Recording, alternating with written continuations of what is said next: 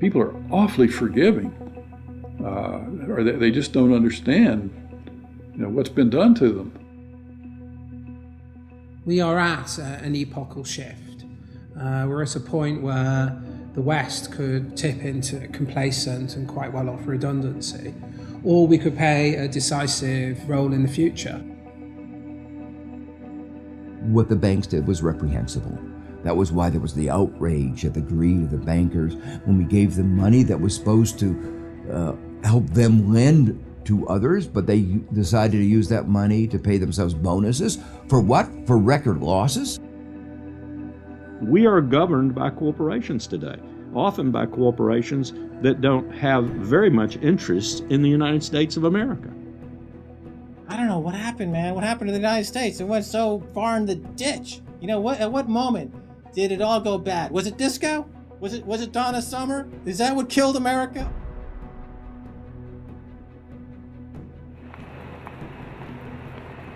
We are entering the age of consequence.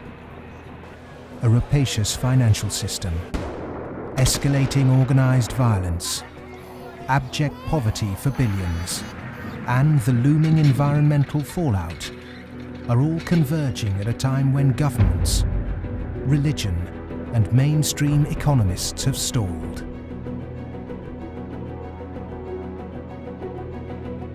War, conquest, famine, and death. The four horsemen are coming.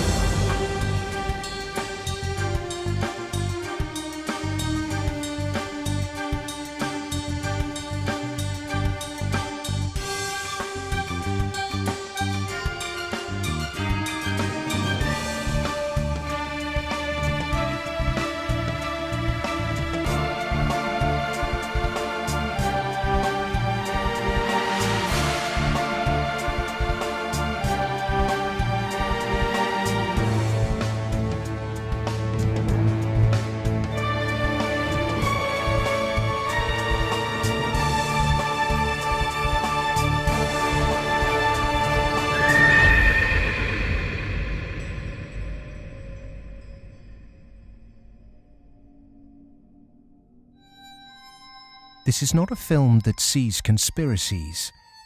It's not a film that mongers fear. It's not a film that blames bankers or politicians. It's a film that questions the systems we've created and suggests ways to reform them. Over centuries, systems have been subtly modified, manipulated, and even corrupted, often to serve the interests of the few. We have continually accepted these changes, and because man can adjust to living under virtually any conditions, the trait that's enabled us to survive is the very trait that has suppressed us. Most societies have an elite tries to stay in power.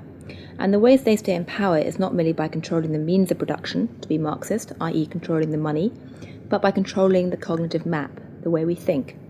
And what really matters in that respect is not so much what is actually said in public, but is what is left undebated, unsaid. For centuries, gatekeepers have manipulated our cognitive map. But in 1989, a computer scientist by the name of Tim Berners-Lee implemented the first successful communication between an HTTP client and server. The World Wide Web was born. It has since unleashed a tsunami of instantly accessible, freely available information. Just as Gutenberg's printing press wrestled control of the cognitive map away from an ecclesiastical and royal elite, today the internet is beginning to change governments, finance, and the media. We are at the cusp of change.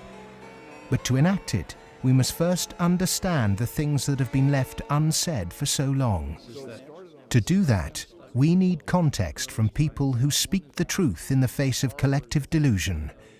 Because to understand something, is to be liberated from it.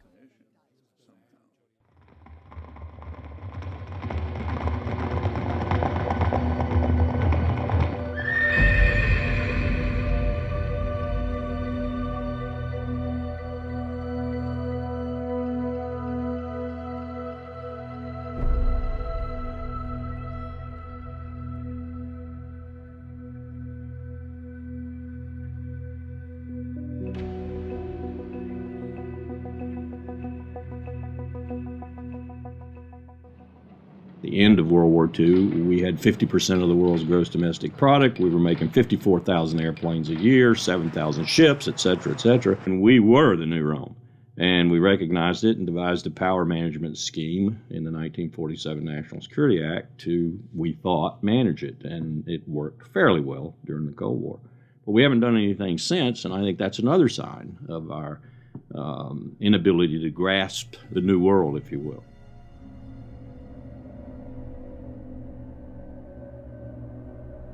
Empires do not begin or end on a certain date, but they do end, and the West has not yet come to terms with its fading supremacy. At the end of every empire, under the guise of renewal, tribes, armies, and organizations appear and devour the heritage of the former superpower, often from within.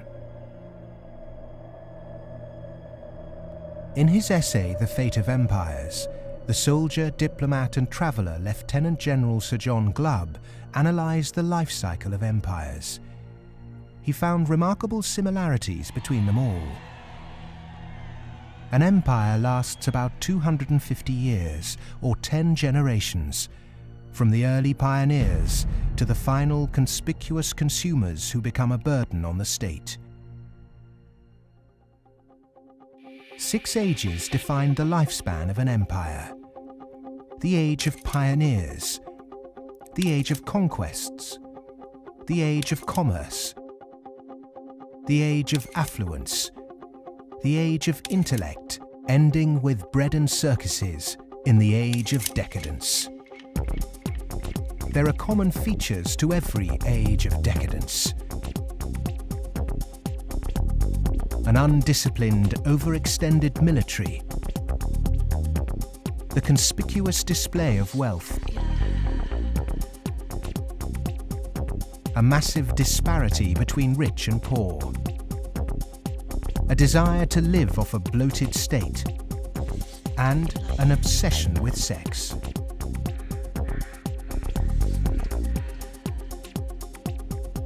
But perhaps the most notorious trait of all is the debasement of the currency. The United States and Great Britain both began on a gold or silver standard, long since abandoned. Rome was no different. So it started on a principle that was very sound, and it was on a silver standard.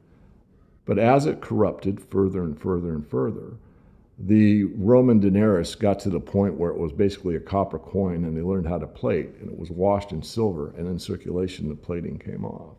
And at the end, all the senators that really did at one time represent the people only were interested in representing how much wealth they could steal at the top. Great empire wealth always dazzles, but beneath the surface, the unbridled desire for money, power, and material possessions means that duty and public service are replaced by leaders and citizens who scramble for the spoils. Historically, all the signs of the demise of empire are beginning to develop. Some are more trenchant than others.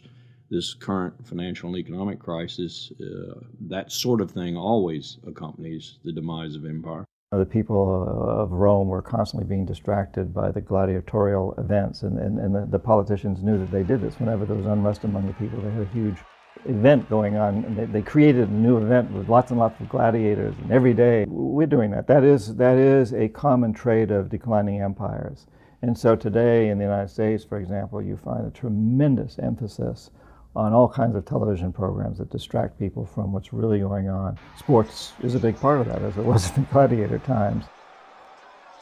In essence, we've been lulled into a lethargy, and we've accepted it. Just as our sports stars today earn vast sums, so did Roman charioteers. In the 2nd century, one by the name of Gaius Apuleius Diocles amassed a fortune of 35 million sesterces in prize money, equivalent to several $1 billion today. Strangely perhaps, there's another profession that is disproportionately hallowed as an empire declines. The Romans, the Ottomans and the Spanish all made celebrities of their chefs. And this again is typifying the end of an empire, where things were so great, we have this last oomph of momentum that we used to be great, and we felt great, and we don't feel it anymore. So everyone is out searching for it.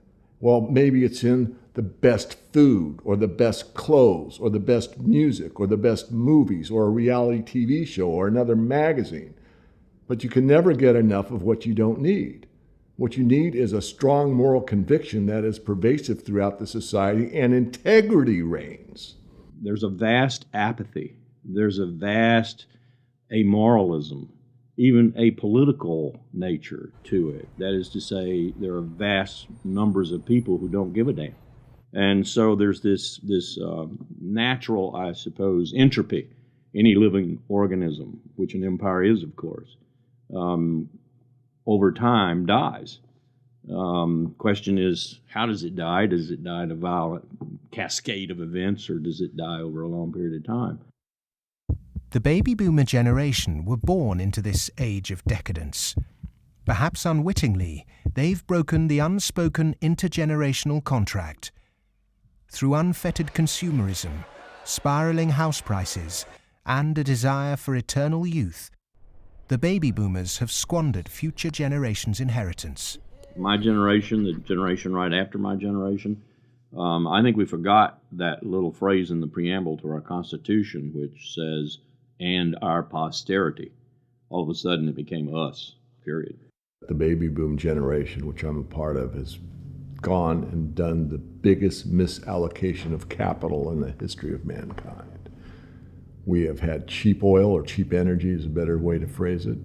We've had an abundance of ideas, and we have chosen a system and perpetuated it that is probably one of the worst ways to use the blessings that were bestowed upon us.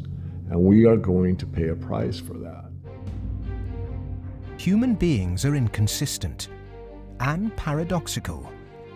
We hope for peace and immortality, but continually invent new ways to destroy each other. We're capable of the kindest, most noble acts and the most horrific atrocities. Human beings are complex creatures.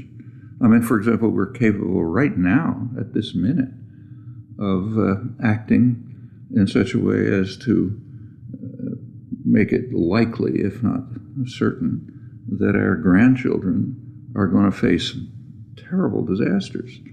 And we're consciously acting to accelerate that likelihood, even though we all love our grandchildren. How can you be more contradictory than that? In spite of all the economic activities of last 50, 60, 70 years since the Second World War, and all the industrialization, we have not yet managed to solve the problem of poverty, deprivation, hunger, malnutrition. Millions of people every night go to bed without food, and millions of people are throwing away their food. Waste on the one hand, and poverty and deprivation and hunger on the other hand. Malnutrition on the one hand, and obesity on the other hand. What kind of system have we created?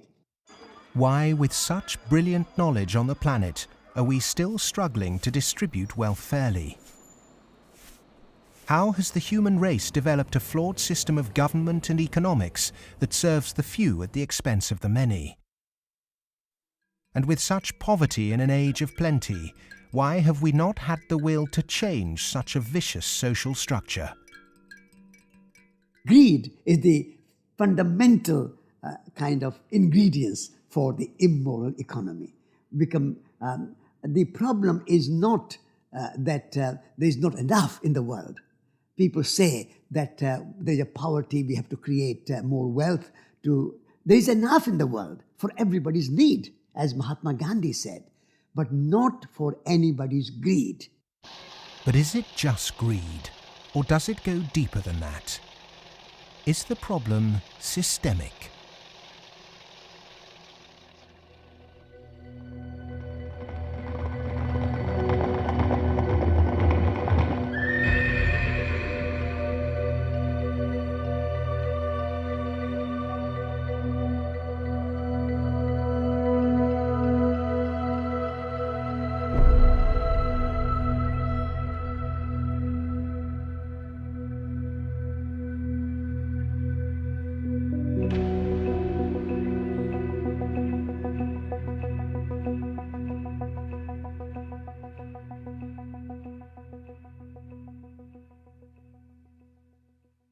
As a civilization, we've obviously had a great run.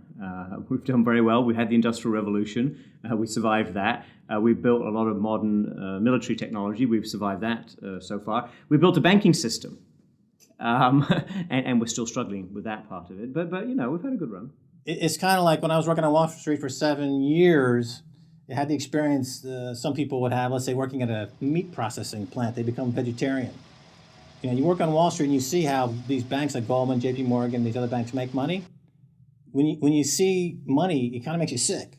Well, I think if the people knew what the banking system is up to, as Henry Ford said, there would be a revolution tomorrow morning. The fact is, most people think that what a bank does is lend you money that someone else has put in the bank previously. But what a bank actually does, what a commercial bank does, is to create money from nothing and then lend it to you at interest. If I do that, if I manufacture money in my own home, it's called counterfeiting. If an accountant creates money out of nothing in the company accounts, it's called cooking the books. But if a bank does it, it's perfectly legal. And so long as you allow fraud to be legalized, then all kinds of problems are going to pop up in the economic system, which you can't do anything about. Private banks create money out of nothing and lend it at interest. Now, that sounds absurd. When I teach sophomores, about money and banking and how banks, they never believe it. And so you have to go through it again and again. Yes, banks really do create money. They really do. Here's how it happens. And it's absurd, and they're right to doubt that could possibly be what's really going on. But it is.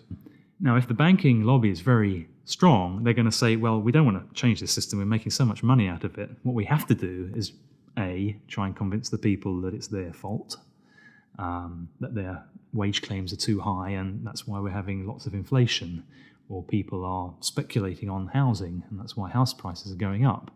What they're not going to say is that this is happening because banks are creating money out of nothing and pumping it into the system, and that's why prices are going up. But how is it that we've ended up with a system in which banks have the power to create money? Since 1971, when President Nixon took the United States off what was left of the gold standard, the world has operated under a system of money known as fiat. The dollar, the pound, the euro are all government fiat currencies. Fiat is a Latin word meaning let it be so. It is the law that this government currency be money. Indeed, without that legal enforcement and the fact that we must pay taxes with this money, that dollar bill or that computer digit that represents a dollar would be pretty much meaningless. Only the government has the power to issue fiat money, but banks can create it through lending. Over the last 40 years, since this system of fiat money became the global norm, the supply of money has grown exponentially. In fact, we've seen the greatest growth in the supply of money in history. But who benefits? Of course, those that have the power to issue money, governments and banks. Then, those companies and individuals that get this money early. They can spend it before the prices of the things they want to buy have risen to reflect the new money in circulation. In other words, they get services, products or assets cheap. But prices soon rise, So holders of assets such as houses or shares will then see gains without there necessarily being any improvements to the company or house in question. Often this can lead to speculative bubbles. But what about those at the bottom of the pyramid? Those on fixed wages or incomes, those who live in remote areas, or those with savings? By the time this newly created money has filtered down to them, the prices of the things they want to buy have increased. Their savings buy them less, however, and their wages remain largely unchanged. In some cases, they have to take on debt just to be able to afford the things they were previously able to buy, which means they have to go back to the banks. In reality, this process of creating money only redistributes wealth from the bottom to the top of the pyramid, and thus that ever-increasing gulf between rich and poor gets bigger and bigger and bigger. Well, when you get off the gold standard and you go into a fiat money currency, combined with a fractional reserve banking system, you end up compounding debt faster than you can ever possibly produce to support that debt. So eventually you're going to find yourself back into debt slavery. And that's what's happened in the U.S. For every dollar of GDP, for example, in the U.S., it also creates something like $5.50 worth of debt. Because this is what happens when our economy flips over and basically capsizes. And of course, the government solution now to address all the problems is basically to create more debt. You can never get enough of a currency that doesn't work. You can print it till kingdom comes, but you can't print wealth, and you can't get yourself out of debt by making more debt. If you could print wealth, Zimbabwe would be the largest, most prosperous country on the planet. We all know it doesn't work. Of the money in the world today, 97% of it is debt. The French philosopher Voltaire once said, "All paper money eventually returns to its intrinsic value, zero." For 3 generations, the world watched the fight between capitalism and communism. But in the 1980s, the Russian economy started to collapse. The Soviet Union capitulated, and so-called capitalism reigned supreme.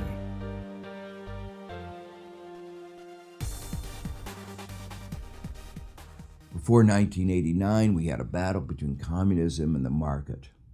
And in that battle, there was a sense of, let's not expose the flaws in the market economy. This is too important of a battle that you don't criticize our team while we're fighting their team. And their team, associated with authoritarianism, with a failure to deliver well-being to their society, it was very clear that if you had to choose between these two, which was better? Communism failed first for various reasons. I think it was inefficient, human rights, lack of respect, so forth. So capitalist West has been continuing in a triumphalist mode, thinking, our adversary has failed. That means we're doing everything right. Both systems are trying to do something which is fundamentally impossible, grow forever. And they're both going to fail. One failed first. Capitalism's going to fail later, or it's failing now. America right now is in a very interesting position because in the past 200-300 years of its history, it's a culture and a country which has almost always existed on the assumption that resources could be expanded. If there was a problem, you always try to deal with it by expanding the pie. Go west, young man. Make the pie bigger so that everyone's got a bigger piece. Now it's faced in a world where possibly resources are beginning to be more constrained and where it's going to have to divide up that pie and inflict pain on people. And that's something which it is not well prepared for. How has the country moved so far from the intentions of its founding fathers? How has the American dream become so distorted? Over the last 30 or 40 years, capitalism has taken this extreme form. And a lot of it goes back to the economist Milton Friedman from the Chicago School and Ronald Reagan and Margaret Thatcher and others buying into these policies that really encourage people to take on huge amounts of debt, encourage privatization, smaller government supposedly, although bigger military, so actually the government spending goes up. deregulation, getting rid of rules that govern the people who run our institutions, especially our corporations. It's as though we suddenly are supposed to believe that the human beings who sit at the top of corporations don't need to be regulated. They're some sort of gods. Milton Friedman, his protégés the Chicago Boys, and the neoclassical ideology beat the classical approach to economics and became the framework for what we today call capitalism. There are two main competing economic approaches which determine how we humans manage the world and distribute wealth. These are the classical and neoclassical schools. The classical school favours less government interference, more personal autonomy, and recognises that humans cannot function without natural resources. The neoclassical school, which has a more dismissive view of natural resources, thinks government should rule the economy, solve social problems, and leave the free market to look after the distribution of wealth. The neoclassical school emerged around 100 years ago due to vested interests' desire to protect their assets. This meant that neoclassical mathematical models and assumptions were divorced from reality. They're based on what ought to be, instead of the classical models which are based on what actually is. It's these neoclassical models, which favour large corporations, that have been used to legitimise the financialisation of the global economy. Championed by Ronald Reagan and Margaret Thatcher, neoclassical economics still dominates policy-making today. The Reagan Revolution, as we call it in the United States, obviously the Reagan-Thatcher Revolution, if you think about it more globally, was a big change in power structure and a big transfer of opportunity and wealth. Now, it's not that the poor gave it to the rich. It was a transfer within the well-to-do, so that the financial sector in particular, in the United States, for example, but also in the UK and some other places, became vastly more profitable, and wages in that sector went up a lot. I mean, we focus on bonuses, but it's also base salaries went up a lot, overall compensation. So there's a transfer from the non-financial part of the economy to the financial part of the economy that actually is unprecedented as far as we can see in any of the available data to us. And I'm talking about all of recorded human history. In 1932, in the aftermath of America's great stock market crash, a piece of legislation was passed to protect society. The Glass-Steagall Act was introduced to separate ordinary high street banking from investment banking. 67 years later, in 1999, under the influence of Treasury Secretary Larry Summers and his predecessor Robert Rubin, President Bill Clinton repealed the Glass-Steagall Act. Once again, banks could take ordinary depositors' money and speculate with it on virtually anything they liked. Wall Street has become a very particular type of casino. And it's unfortunately not the kind of casino they have in Las Vegas, which is, perfectly legitimate form of entertainment. It is a casino that has massive negative repercussions on the rest of society. So it's not just losing your money on a few wild nights. It's about the way in which those organizations lose their money, impacting the whole of society, leading to a massive loss of jobs.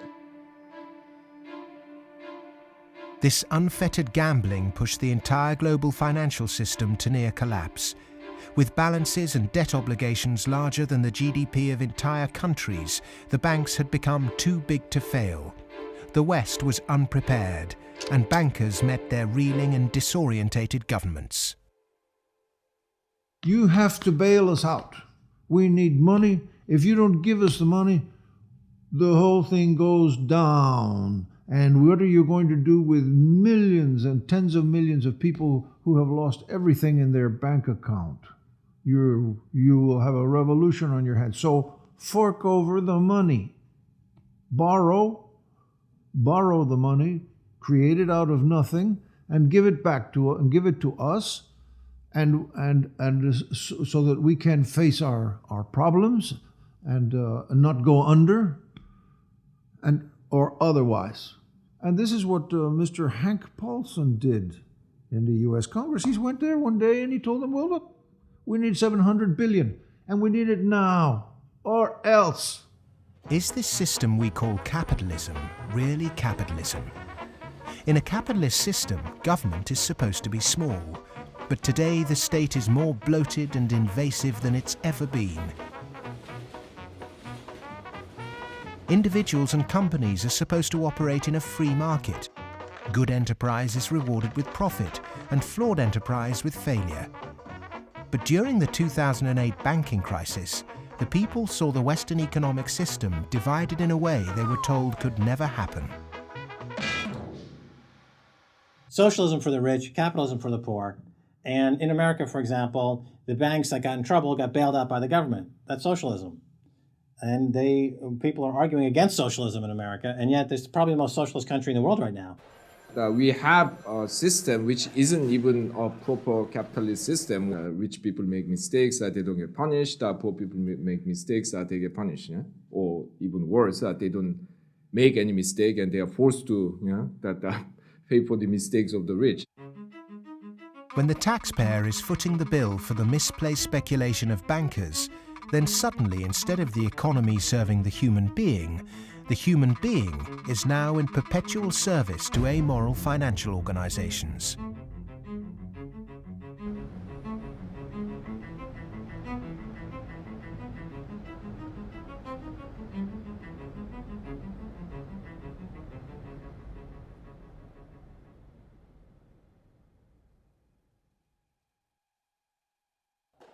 It was the head of the Federal Reserve Bank, Alan Greenspan, who after 9/11 slashed interest rates to encourage lending. Bankers needed new participants to keep cash flowing into a system that had become a global pyramid scheme. All this newly created money entered the housing market and created unprecedented inflation. House prices rose and rose. New mothers were forced back into the workplace to service huge home loans, and the Anglo-American dream became all about land speculation. The housing market in the West isn't about ownership. The housing market in the West, because it's the only way ordinary people can get ahead, and ordinary people can't get ahead but by wages. What we've created is a mass bubble economics around housing. As that sucks in a huge amount of capital, takes capital for genuine innovations in the economy, and puts it into a speculative use that has no genuine productive outcome. It's interesting, if you talk to people in Germany, for example, they don't see a connection between owning a piece of property and being inclined towards being democratic. There's lots of people who rent their housing there, and they're perfectly comfortable with that arrangement. But it is true that in somewhat different contexts, both Mr. Reagan and Mrs. Thatcher pushed for more people to own housing.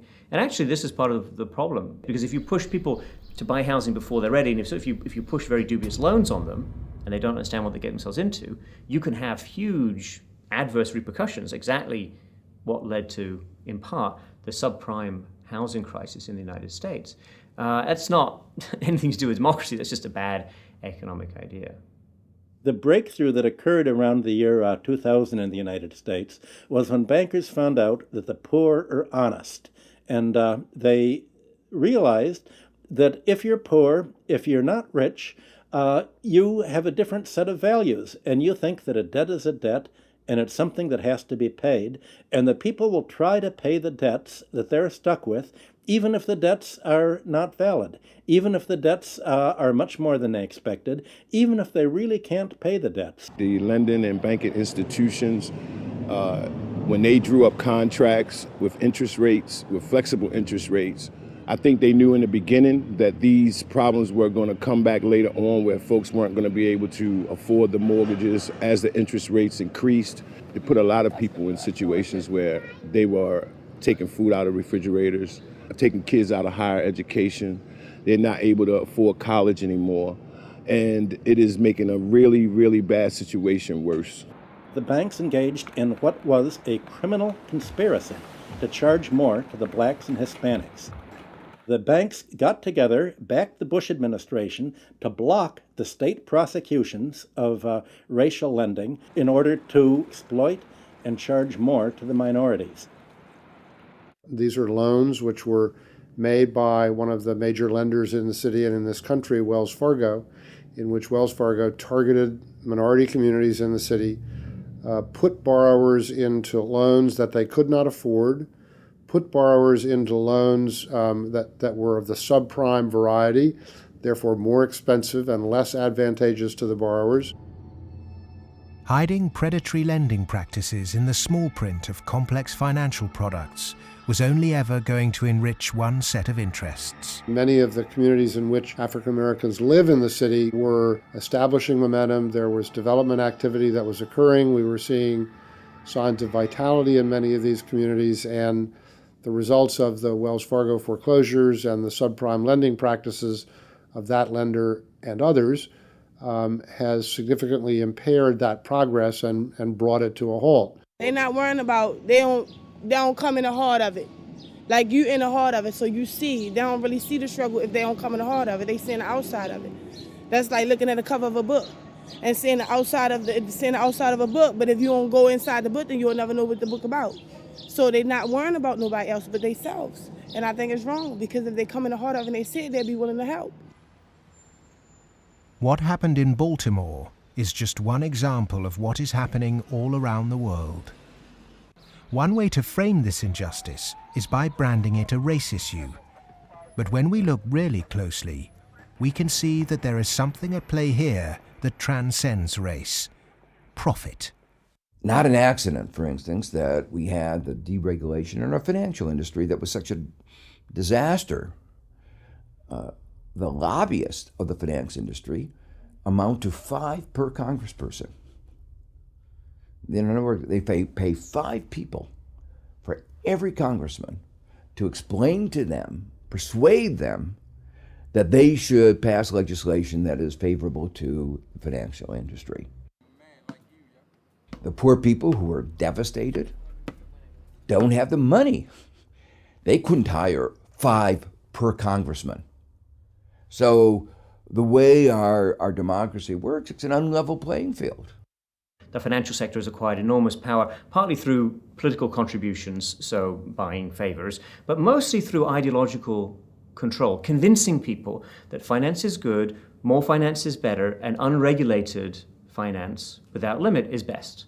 And that is really the cornerstone of this, what we call in the United States, the Wall Street-Washington corridor. I mean, if people need any proof as to who's controlling Washington, when the bailout came after Lehman Brothers collapsed, 80% of the population was against the bailout. Notwithstanding that, Congress passed the bailout, just showing, in my view anyway, that it's really under the control of banking interests. It's not a reflection of good democracy when a company, a group of companies, an industry, says our interests are more important than the national interest. How can that happen? Very easy. That's the role of campaign contributions, lobbying, in America's political structure. We have a flawed democracy.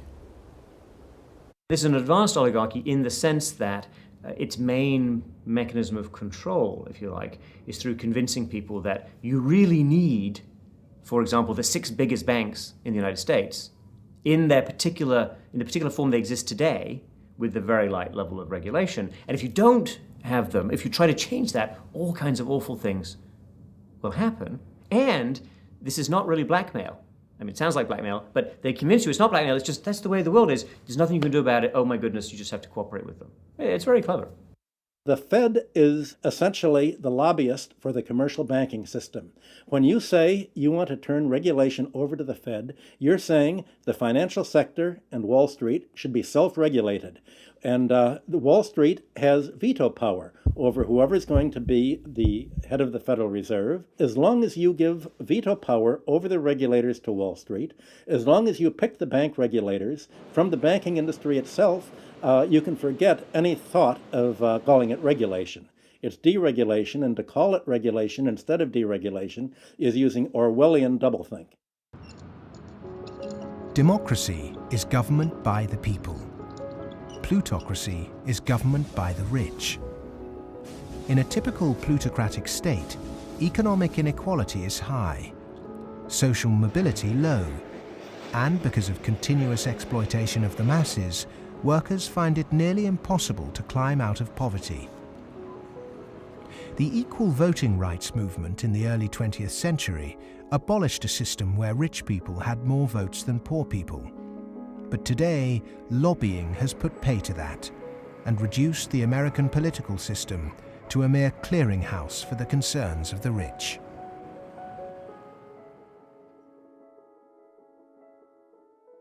The Goldman Sachs machine is one of using profits to buy influence in Washington to change laws to make it easier to make money on Wall Street to be used to buy influence in Washington. So it's a self-reinforcing malfeasance machine that is continuing to grow as a parasite in the economy and continuing to kill the host. Famous for claiming it did God's work, Goldman Sachs is one of the most influential investment banks in the world.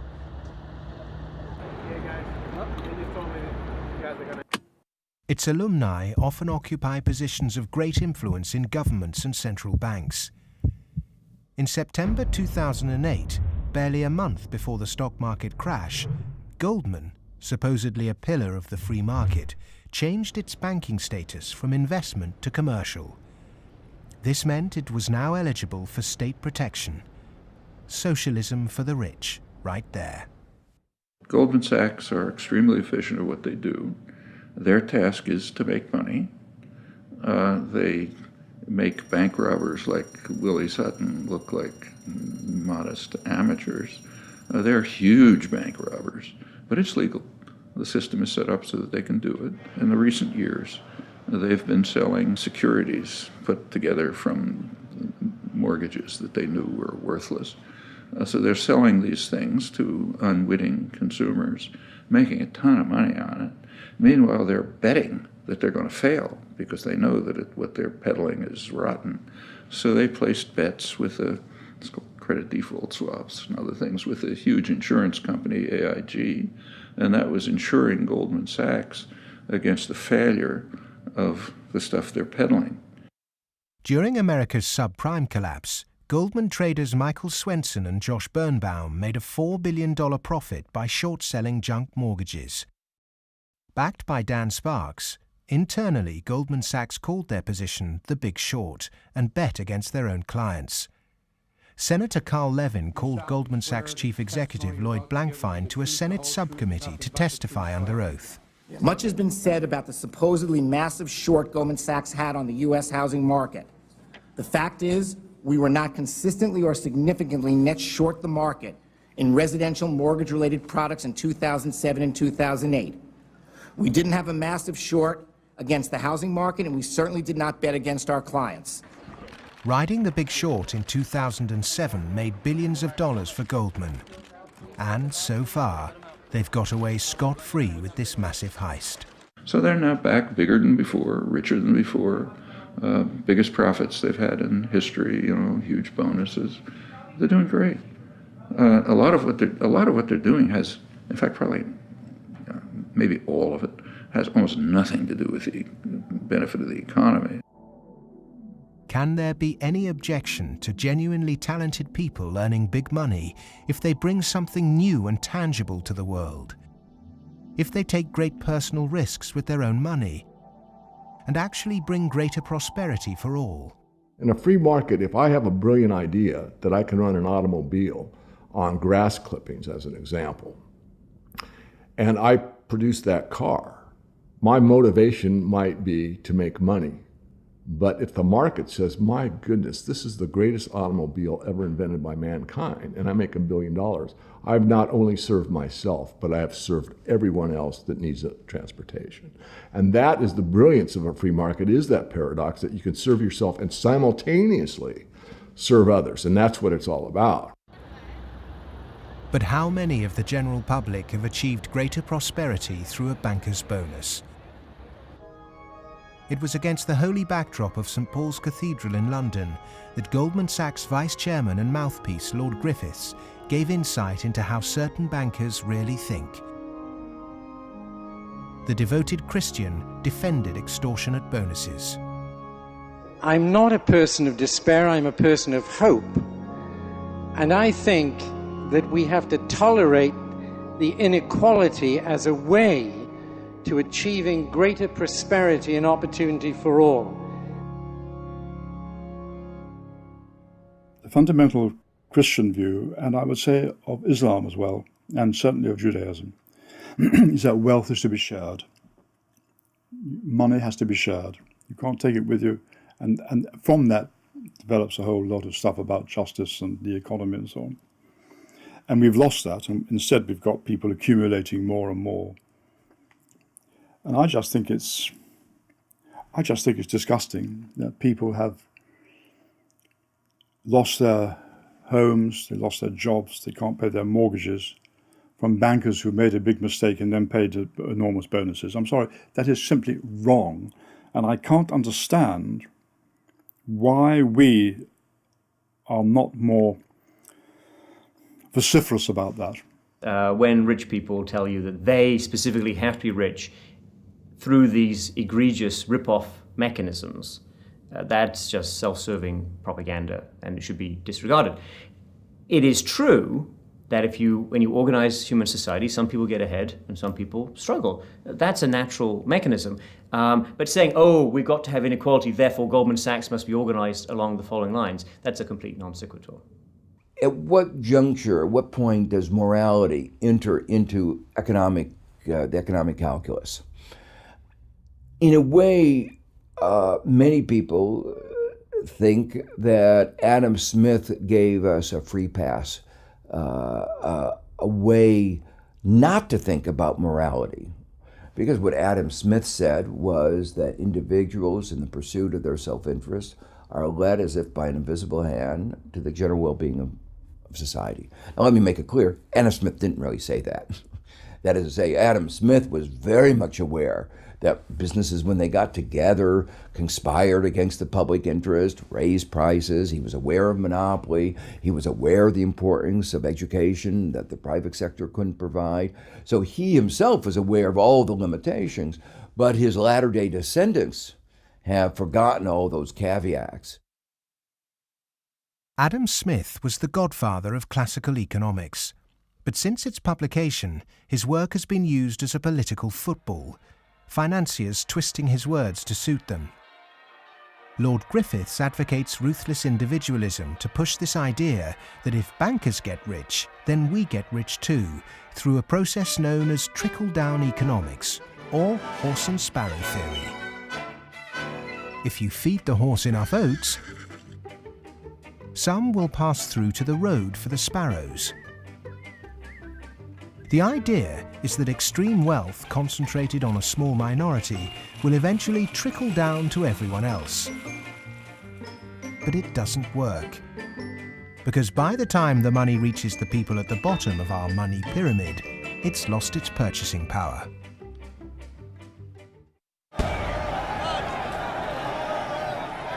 But the public are now confused as to why our political leaders have allowed this to happen, and quite naturally now ask why.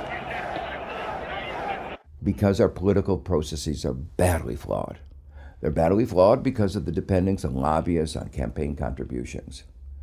So that's why, my view, and a view I think of a lot of people, is that we have to restructure our political processes to give more voice to the ordinary citizen and less voice to the interest group, to the moneyed groups, to those who have taken such a large role in shaping our tax code, our regulatory regulations, and so forth.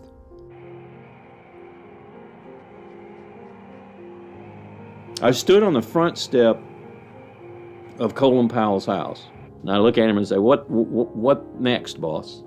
And he says, what do you mean? And I said, what next? Where are you going next? I'm going to write my book. I said, no, I know you're going to write your book, but you're not going to do that for the rest of your life. Where are you going next? He said, maybe a cabinet position, but first, money. I said, money? He said, yeah, millions. That's the only way you can be a cabinet officer in the American government. Oh, wow. The Democrats and the Republicans are beholden to corporate interests, and until they become unbeholden to those corporate interests, we will never have a well-governed republic.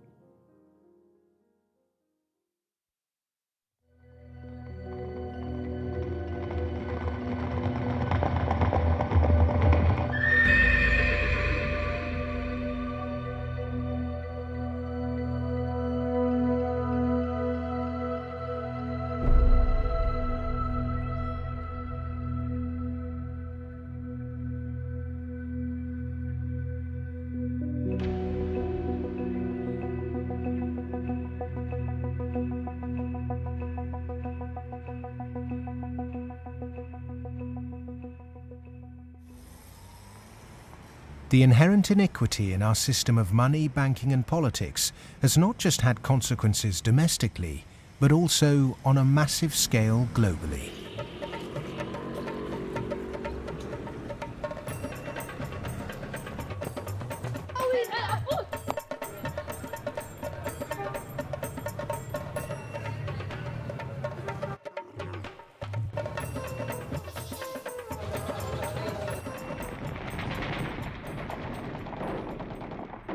Western leaders have presented their military campaign in Iraq, Afghanistan and Pakistan as a moral obligation. But are there other reasons for it? The first financial beneficiary of America's foreign policy is the military. In particular, those who supply it with arms and equipment. The military has won wars, but how successful has it been in its bigger aim to eradicate terrorism? The drone attacks not only failed, but they've created extra extremism. They've helped in radicalization of youth in the northwest frontier and also in certain parts of Punjab and Pakistan. And because time after time, and sometimes, there's a feeling that America does this deliberately to destabilize Pakistan. I'm not so sure about that, but I certainly think those people who actually support this policy, every time you kill 10, the so-called terrorists, you create 500 more because they see the drone attacks as an attack on a sovereign state of Pakistan. If they really wanted to flush them out, there was no need for a huge military operation in Swat, causing the entire district to become internally displaced persons. The population of Swat is 1.8 million. There are 2.3 million refugees in the country. The whole district has been emptied. This wouldn't have been necessary if they had carried out a surgical commando operation to get the militant leaders. But they allowed them to escape, all of them. After the military, the next financial beneficiary are those who win the contracts to conduct the rebuilding process. In the West, people might even feel optimistic when they hear that the US is pumping tens of billions of newly created dollars into developing nations to build infrastructure. But often this too doesn't seem to achieve the publicized goals. Is there another reason we give these countries aid? We economic hitmen have created the world's first truly global empire, and we've done it primarily without the military. We work many different ways, but perhaps the most common is that we'll take a third world country that has resources our corporations covet, like oil, and then arrange a huge loan to that country from the World Bank or one of its sister organizations. However, the money never actually goes to the country. Instead, it goes to our own corporations to build infrastructure projects in that country, power plants, highways, industrial parks, things that benefit a few wealthy families in that country as well as our corporations, but don't help the majority of the people at all. They're too poor to buy electricity or drive cars on the highways. They don't have the skills to get jobs in industrial parks, but they're left holding a huge debt. Infrastructure which has used heavy loans from the World Bank and IMF and made from grants from Western countries, they've all gone into benefiting the elite and the feudal classes. They have not benefited the people.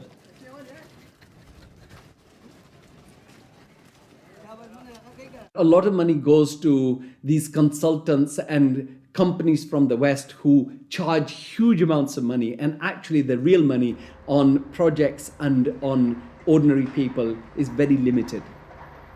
The masses have very little already. So those landlords who have the infrastructure and who are going to make money because of the infrastructure that is built through their roads, they will prosper. But the ones who don't have any resources, they've not had jobs, there isn't an economic activity for them in terms of manufacturing goods so they can sell and they can also prosper. When you don't have that, what do? They resort to joining the Taliban because they see the enemy coming in and taking away what little bit they have. President Obama, I understand, wants to invest $7.5 billion in Pakistan's infrastructure to alleviate poverty and, take away all the divisions and all the anti-American sentiment over here. Whatever his reasons are, we can do without it. In fact, it's the worst possible thing he can do. This kind of help is actually going to be a hindrance. It's just going to make matters worse. It will bring this contrived war and terror into our rural areas. How much of US foreign policy is genuinely altruistic? And how much is it influenced by the banks and corporations that profit so tremendously from it? America's evangelism of democracy is riddled with contradictions, not least of which this idea of promoting democracy at the point of a gun, or opposing regimes which are democratic but not in the way that America wants. So too, this idea that America has been promoting free market capitalism has also been riddled with contradictions, because the reality is that American firms tend to make most money when countries are at the cusp of change, certainly American financial firms, and in a sense they want markets that are changing structurally, but not too free and too transparent, because they make money when markets are a bit opaque. Is it any wonder developed nations are fighting in underdeveloped countries when so many are making so much money out of it, without ever really having to face up to or even witness the consequences of their actions? So what if 5 million kids died in Africa because of debt last year? I got a bonus of £1 million, and if I have that conversation, I've had it with some bankers who've been in the business a long time, and they listen politely, very polite, very charming, and at the end they say, "Well, Tariq, it's lovely meeting you again," and they go back to the office and do another loan deal for Tanzania or something. I've known a lot of terrorists, quote unquote. I've met them, I've interviewed them for books, I've known them since I was an economic hip, and I've never met one who wanted to be a terrorist. They all want to be with their families back on the farm. They're driven to terrorism because they've lost the farm. It's been inundated with water from a hydroelectric project or with oil from oil derricks. Their farm's been destroyed. They can't make a living for their kids. Or in the case of the Somali pirates, their fishing waters have been destroyed. And that's why they've turned to this. It isn't because they want to be pirates or terrorists. Now, there may be a few crazy people. There are a few crazy people with their nuts loose.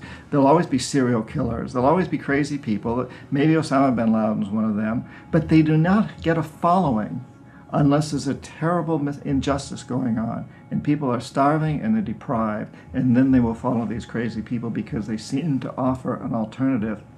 If we want to do away with terrorism, if we want to have what we in the United States call homeland security, we've got to recognize that the whole planet is our homeland. What does the word terrorist actually mean? Many terrorists would sooner describe themselves as freedom fighters. Could it be that the charge of terrorism could just as easily be made against Western corporations, speculators, and policymakers? When we talk about terrorism, it means what they do to us, not what we do to them. And what they do to us can be pretty ugly, although it's not even a fraction of what we do to them. I mean, take, say, 9/11. That was a pretty serious act of terrorism, maybe the worst single act of terrorism in history. But it could have been worse. I mean, suppose, for example, that Al-Qaeda had bombed Washington, bombed the White House. It killed the president, installed a harsh military dictatorship, brought in a bunch of economists who drove the economy into its worst disaster in history. Well, that would have been worse than 9/11. And I'm not making it up. It happened. What's called the first 9/11 in South America, namely in Chile. On the 11th of September 1973, the democratically elected Chilean president Salvador Allende was overthrown in a coup. A dictatorship under Augusto Pinochet was established that ruled Chile until 1990. There was the systematic suppression of all political dissidents. Thousands were imprisoned and murdered. Who was involved in that first 9/11? It's not hard to find them. Right in Washington and London and so on. But that's off the agenda. It doesn't count.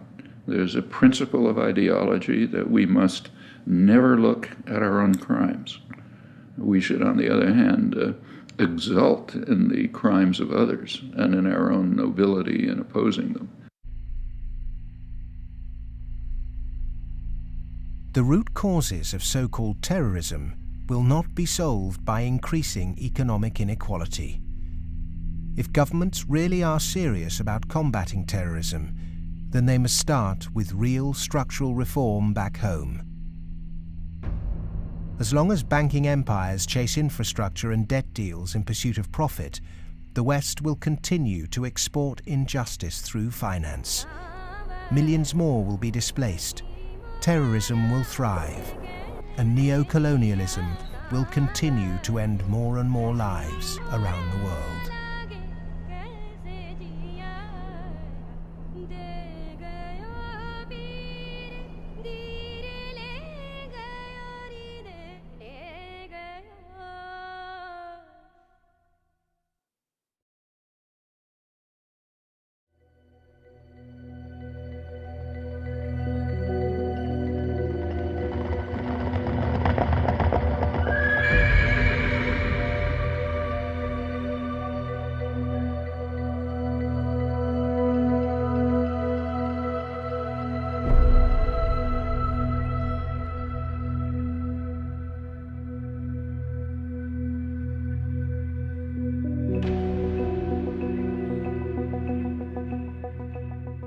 What's happened is that we have moved from a relatively empty world to a relatively full world. That is, empty of us and all of our stuff to now full of us and all of our stuff. In my lifetime, the world population has tripled. And the populations of other things, of cars, houses, boats, all these other things that put a load on the environment too, just like human bodies, those have vastly more than tripled. So the world is very, very full of what we might call man-made capital. And it's becoming more and more empty of what used to be there, what we might call natural capital. We are the first generation, we in the rich developed world are the first generation to have got to the end of the real benefits of economic growth. For hundreds of years, the best way of raising the real quality of human life has been to raise material living standards. And that's what's driven the huge rises in life expectancy and increases in happiness and other measures of well-being. But all those have now come detached from economic growth. And although life expectancy continues to rise in the rich world, it's no longer related to the amount of economic growth a country has at all. And the same is true of measures of happiness and measures of well-being. The paradox is the more we grow, the more poverty we create. Our self-interested economic system seems to be continually missing a trick. So as we keep plundering the Earth's natural capital, is it time to rethink our Western definition of progress? When I look at the world, I look at it much the way Royal Dutch Shell looks at it. They have one of the best strategic entities in the world, private or public. And Royal Dutch Shell has posited two scenarios. One is called Blueprint and is obviously a planned corporate structure where world leaders get together and they think about things like energy transformation, planetary warming, and dwindling fossil fuels and so forth. The other is called Scramble. And Scramble is pretty much what it sounds like too. It's a mess. Interestingly enough, in 2075, the ending year for these scenarios, as I recall, we get to about the same place. It's just that Blueprint leaves a lot less blood on the floor. Scramble leaves a lot of blood on the floor as people fight for these resources and so forth. The reason oil companies are drilling miles under the sea is that the world's easily accessible oil has already been found and largely consumed. Not only are oil supplies dwindling, major new metals discoveries are becoming increasingly rare. 40% of the world's agricultural land is seriously degraded, and ever more volatile yields continue to be unevenly distributed. It may be that the looming environmental threat is not global warming, but the exhaustion of the world's resources. We're We're going to have struggles for finding land sufficient to grow the agricultural products for what the United Nations says is going to be a 9 billion Earth population. We're going to struggle over non-renewable fossil fuels as they run out. I think Shell posits about 2075 they'll be gone. And we're going to struggle over things like water and other precious resources that are necessary to our life and to our economy. And this could be, as Shell says, a blueprint affair with world leaders working together to share alike. Or it could be a real mess, and Shell, incidentally, bets on the mess. Just like the baby boomers' failure to look to the next generation, our outdated competitive mentality for a world of depleted resources could have devastating consequences. Our economic setup encourages one-upmanship, competition and comparison, whereas the progress humans have made over millennia has been largely based on cooperation. In any species, in almost any animal, there is always the potential for huge conflict, because with any species, all members of that species have the same needs, so they might fight each other for food and shelter and nest sites and territory and sexual partners, all that kind of thing. But human beings have always had the other possibility. We have the possibility to be the best source of support and love and assistance and cooperation, much more so than any other animal. And so other people can be the best or the worst. You can be my worst rival or my best source of support. In a progressive society, to meet our common economic, social and cultural needs, we must move from globalization to localization. The benefits of a communal sense of fellowship, responsibility and purpose in a life driven by production, not consumption, would lead to happiness and satisfaction. Indeed, we must ask, have our modern consumerist lifestyles made us happy? I think if one had been living in the 19th century and somebody had told you that 100 years later people were going to be living in this extraordinary wealth and comfort, with central heating and being able to throw away such a high proportion of our food as we do, we'd imagine that we'd be living in a state of extraordinary social harmony and everything would be rosy. And it's really quite remarkable, the contrast between, if you like, the material success of our societies and the social failure. The growth economy demands that we make consumption a way of life. He who dies with the most toys became the ambition, and retail replaced spiritual satisfaction. Unsurprisingly, sales of antidepressants skyrocketed. The fact is that the world economy over the last few years, a good share of my lifetime, has been built either on the military or on producing items that most people don't need and really don't even want when you come right down to it, but we all got to have them. Consumerism is driven by our extraordinarily social nature, that we want to have the stuff so we look good in other people's eyes. It's because I experience myself through other people's eyes, the feelings of shame and embarrassment or pride and maybe feeling envied, all those things. So, the goods are just a way of, if you like, mediating the relationship between yourself and others in this extraordinarily alienated hierarchy.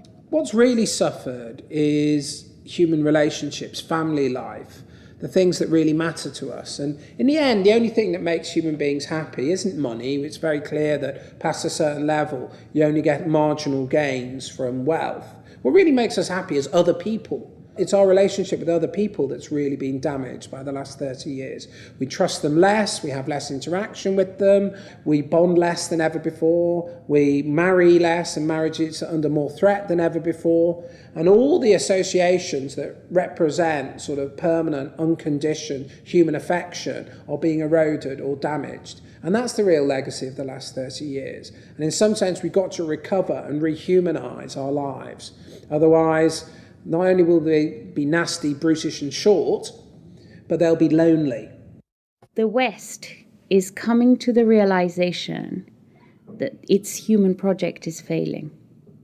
The West was so convinced that if you push people to achieve as individuals, the accumulated achievement of individuals would make for a successful society.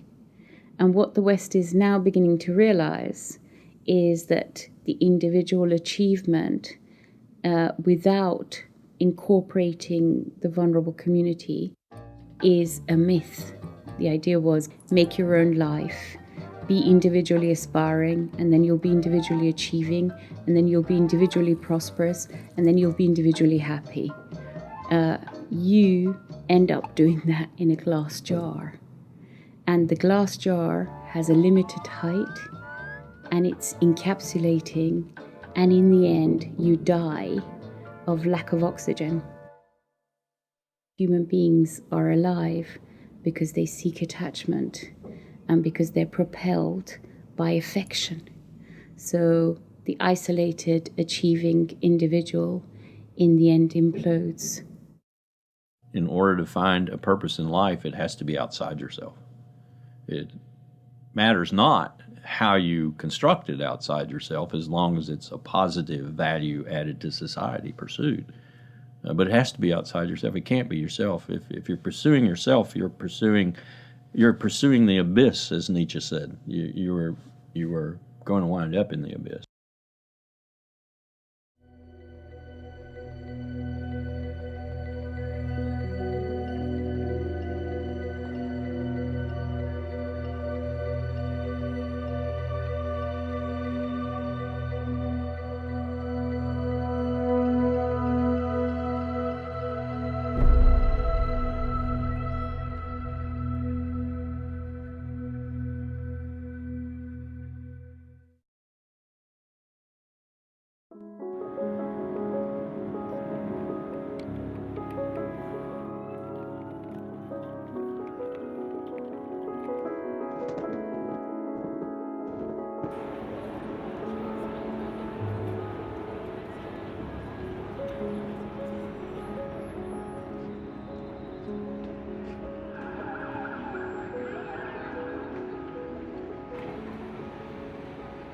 One of the most powerful cultural frameworks that shapes the way we think today in the West is the Hollywood film construction.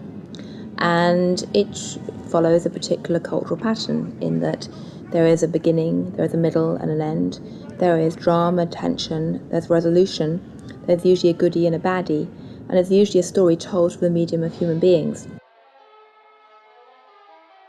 This Hollywoodization of the way that people communicate and the way they tell stories about themselves and view their recent history has very much impacted how we look at the financial crisis, in that people look at the beginning, the middle and the end. They look at the drama around Lehman Brothers and they wanted, say, a resolution, and they wanted baddies, they wanted sacrificial victims as well.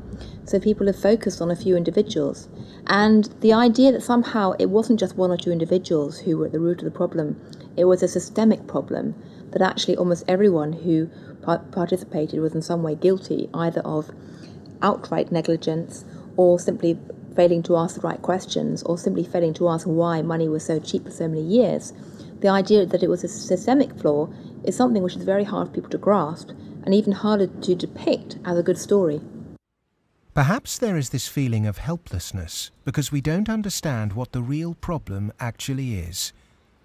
Cleansing a few bad apples will not rectify the flaws at the heart of the Western economic system.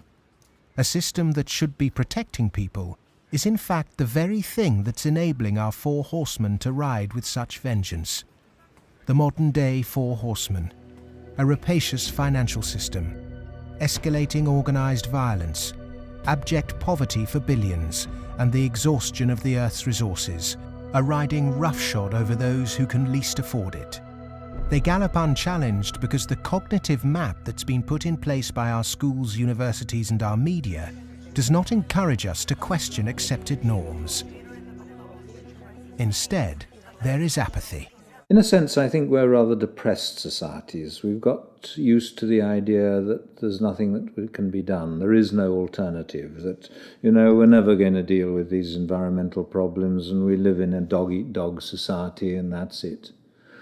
I think what we have to take away from this is a recognition that most of these problems can be very substantially improved by making our societies more equal, reducing the income differences, and that also helps us to solve the environmental problems. We can reach a society that is qualitatively better for all of us. Well, the apathy is sort of engineered because you don't have any discussion of this in the public media. Hardly by surprise, the public media are owned by the real estate and the financial interests, and they're not going to explain to people the integration between the financial, insurance, and real estate sectors, the fire sector. There's this disinformation going on, passing the buck, denying what the real driving factors are. All of these are common strategies. In fact, even in education, you can see that banks have helped to set up universities. They've funded them. They fund think tanks. They have educational foundations. They own newspapers. All of this stuff is going on as a kind of propaganda exercise so that the people don't actually work out what the problem is. You should not assume because you don't have a background in economics or in law that these issues are somehow too complex for you. They're not complex at all. It's very simple. It's about power, and it's about democracy, and you understand that just as well as I do. One source of this disinformation is the neoclassical school of economics. These economists and academics have been successful in convincing the world that their models were gospel. But just as Gutenberg's printing press was revolutionary in the 16th century, today we're at the dawn of internet enlightenment, which will remove the cloud of ignorance upheld by academic and media gatekeepers. Education can be a form of mass mind control, and it's astonishing that today neoclassical economics continues to be taught in all Ivy League universities. I do get letters from students in economics departments at other universities.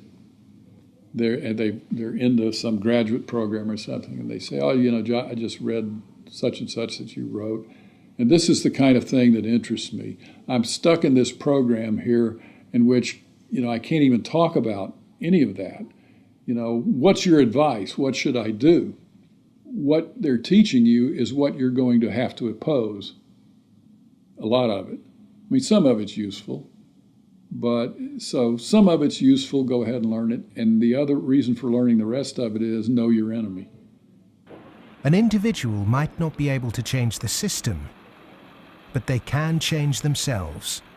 If we're not offered proper education, we must begin our own. And a good place to start is to become reacquainted with the classical economists, and with something that so few question, but that affects us all, our system of money.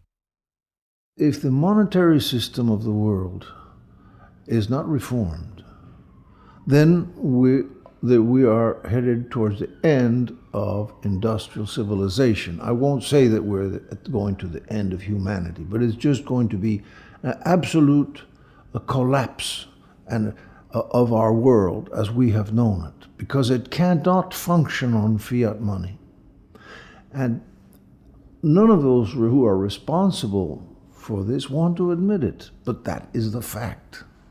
The fiat system of money is a man-made law, and it's been abused. Is there a form of money whose law is not set by man? When you look at natural law and gold, I sort of describe gold as being a natural form of money. All of the gold that's been mined throughout history still exists in its above-ground stock. About the size of 2.5 Olympic swimming pools if you put all that gold together in one place. And the key is that this above ground stock of gold grows by about 1 3/4% per annum, which is approximately equal to New World population growth, and is approximately equal to new wealth creation. So as the net result of this is that you have this very good consistency in gold's purchasing power over long periods of time, because the supply-demand equation is very much in balance. To achieve human liberty, you really need to have sound money, and gold is the only way to do that, because only gold is outside of the control of politicians. With modern man-made monetary processes, a chronic excess of debt has built up at every level of society. Debt is now regarded as normal. It isn't. It's a form of slavery. But how much do we question our debt? And what should we now do about it? The classic example, most recently, of a debt cancellation was the German economic miracle in 1947. The Allies canceled all domestic and international German debts, except for the debts that employers owed their employees for the previous few weeks, and except for a basic working balance that everybody was able to keep in the bank in order to buy food for the next few weeks or so. Essentially, you would follow the 5 or 6 pages that the currency reform of 1947 did in Germany. You would start with a clean slate. That means that everybody would own their property free and clear. And the problem here is that you'd wipe off the savings that are the counterparts of that. That actually would not be such a bad thing if you look at the fact that the wealthiest 1% of Americans have concentrated an enormous amount of wealth in their own hands, more than at any earlier time since statistics have been kept. Our system of taxation also needs addressing. Currently, we're taxed on what we produce. Perhaps it would be more progressive to tax what we consume. How many American people realize that the Founding Fathers never intended Americans to be taxed on their labor? In other words, they weren't meant to pay income tax. The tax system that was exported from Britain, a relic of colonialism, has duped the world. The most important element of a tax system is to do what everybody expected to be done in the 19th century, and that is to base the tax system on land taxation, on the free lunch of land value, and on what John Stuart Mill called the unearned increment, the income that landlords made in their sleep, as he put it. Who made oil in the ground, coal or iron ore? These are things which are not the products of human effort. Of course, extracting them is, but their existence is not. And so the rents from natural resources are a wonderful source of taxation. Nobody made them so, and when you do tax them, you cause all of us to use them more efficiently. So this seems like really the excellent thing to tax, rather than labor and capital. If the governments used this land site value that's supplied by nature, not by human labor, not by personal enterprise, then the government would not have to tax wages in the form of income tax. It wouldn't have to imply sales tax that add to the price of doing business, and it wouldn't have to add the proliferation of business taxes. This tax system, advocated by all the classical economists, would begin to address global poverty, as it would allow citizens in developing countries to keep their resource wealth. In developed countries, it would begin to address our housing and debt crisis and unleash the kind of entrepreneurship needed to refloat our economies. Perhaps we should also resurrect another timeless principle for workers that was promoted during the Industrial Revolution. Well, the idea that people who work in a plant ought to own it is just deeply built into working class culture. So right around here at the early Industrial Revolution in the late 19th century, working people simply took for granted that, yes, of course, the workers should own the mills in which they work. Anything else is an attack on our fundamental rights as free citizens. They also took for granted that wage labor is hardly different from slavery. It's different only because it's temporary, and then you can be free. One of the ways you can be free is by owning your own plants. That was not an exotic view. That was Abraham Lincoln's view. In fact, it was a principle of the Republican Party in the late 19th century. It's taken a lot of effort to drive those ideas out of people's heads, but they're still there, and they are very relevant. It was the Greek philosopher Plato who said the ratio of earnings between highest and lowest paid employee in any organization should be no more than 6-1. In 1923, banker J.P. Morgan declared no more than 20-1 was optimum. Yet today's salary difference between top and bottom earners in global corporations can be higher than 500 or 1,000-1.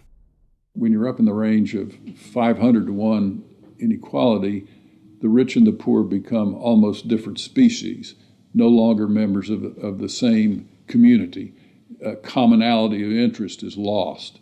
And so it's difficult to form community and to have good, friendly relationships across class differences that are that large. When the public do vent their outrage at inappropriate earnings, the common defence is to move the debate to the psychological realm and quote mercurial British economist Herbert Spencer. He coined the phrase survival of the fittest, and his words are now used to justify excess. Competition in business is a good thing, but the playing field must be level. Monopolists have too much because the system they game is rigged. Under the current economic setup, the fitness of the vast majority of the world's population is irrelevant. Those that are made to pay for this crisis are not those that caused it.